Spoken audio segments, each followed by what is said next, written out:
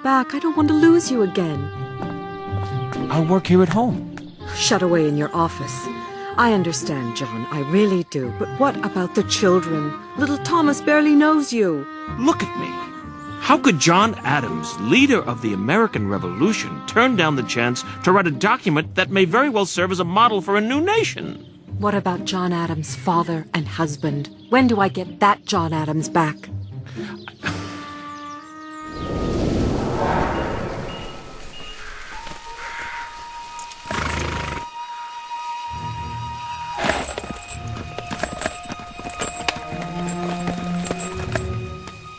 How could we have done this? What?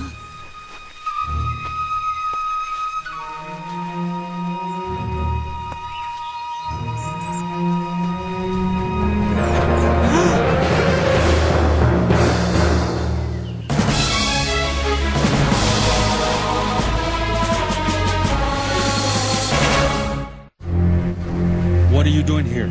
I'm a journalist, writing a story for a newspaper. I am Tayen Danageya of the Mohawk Nation. I had nothing to do with this, I swear. No, just those you write about. General Sullivan's army is only doing this because Chief Joseph Brant and his Mohawks massacred women and children at Cherry Valley. What do you know of that? Come with me, journalist, and soon you will see which side is truly savage.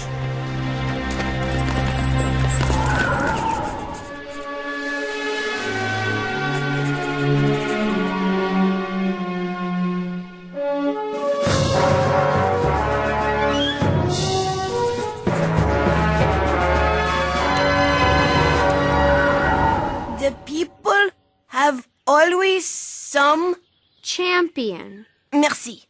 Champion, whom they set over them and nurse into greatness. This and no other is the root from which a tyrant springs. Should I keep going? That's quite enough for one day. Now it's my turn. What would you like to do first? Climb a tree or catch a toad? Catching a toad would be quite a dirty business. Let's do that. What do you see here? Trees? A river? Farmland? You see with a white man's eyes. I look, and I see the past.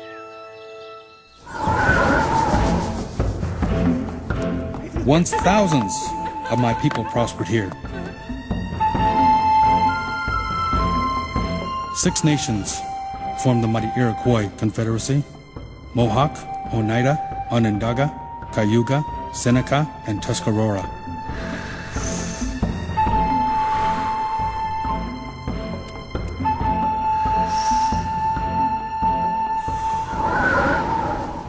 Now, because of the Bostonians, that time is gone forever.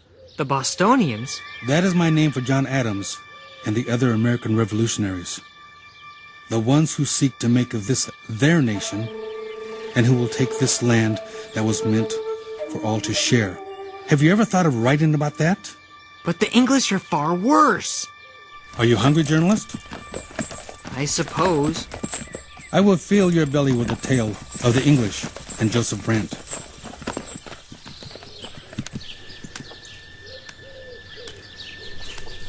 I'm sorry if my mood is dark, Sarah. With your permission, Mrs. Adams, may I speak from my own experience? By all means. After not seeing my father for so many years, not knowing whether he was alive or dead, I had to leave him in Ohio. Then I went to England to be with my mother, only to leave her again as well. It's because of the war, Mrs. Adams, the fight for liberty. Thank you for reminding me of what I'd almost forgotten. These are indeed times that call for great sacrifices, but even more so for great strength and understanding. Joseph Brant was raised by an Englishman, Sir William Johnson, Britain's Superintendent of Indian Affairs. Sir William brought Joseph to Connecticut, saw to his education, even married his sister. Joseph joined the Anglican Church and even translated part of the Bible into the language of our fathers. Have you been to England? No. Joseph Brant, as chief of the Mohawks, sailed there on an English ship. With love He saw plays by Shakespeare. He even broke bread with King George.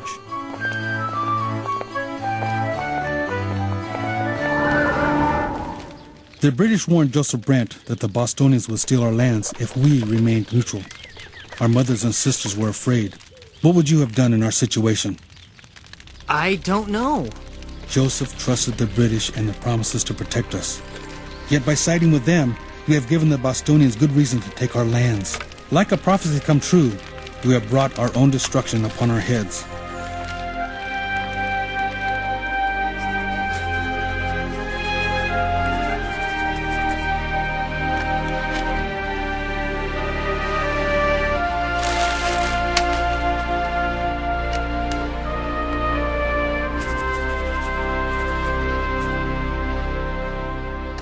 John, will you walk with me?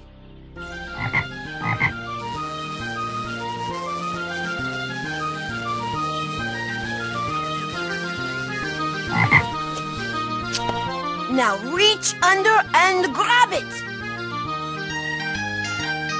Go on!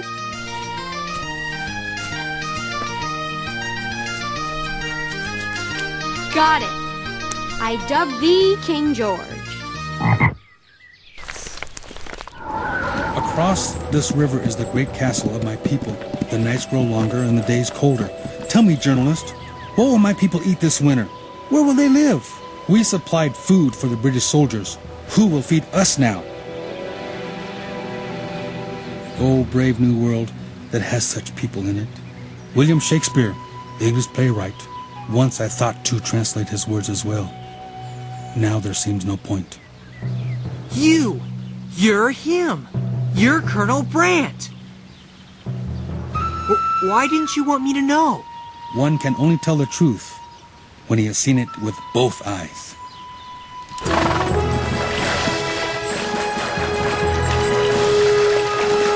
What a story.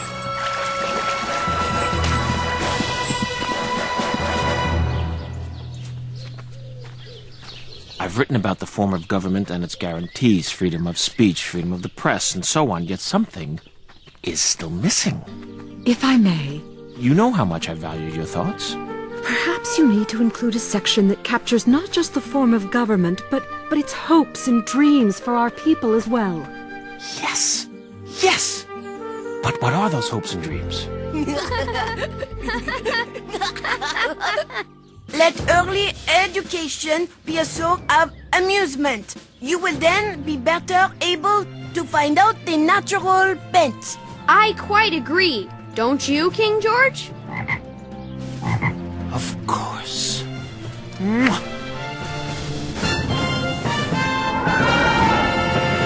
It shall be the duty of this Commonwealth to cherish the interests of education, of literature and the sciences, of public schools and grammar schools in the towns, to encourage the arts, to promote the principles of humanity and general benevolence, public and private charity, honesty and sincerity, good humor and generous sentiments among the people.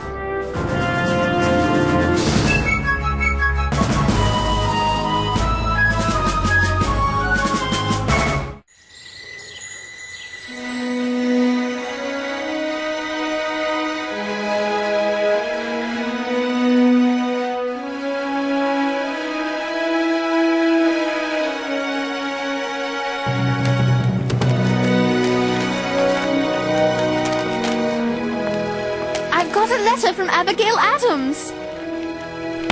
May I read it, please? I'm a good reader now. I don't see why not. Let's see. My dear Sarah, I trust this letter finds you safe and well at Dr. Franklin's in Philadelphia. Very good, Henri. The children all miss you and Henri very much. They miss me. The constant, here, you can read this part. The Constitutional Convention unanimously ratified John's document, and the people of Massachusetts will soon vote to accept or reject it. As I write this, I must tell you how empty the house feels now. Congress wrote to John asking him to return to France to negotiate a peace treaty with Great Britain. Without so much as a word to me first, he accepted. Charles is old enough to go with him now. John Quincy, however, wanted to stay here with me. I told him these are times in which a genius would wish to live. It is a time when great character is formed. Thank you, Seymour, for helping me remember that great necessities call out great virtues. All will be well.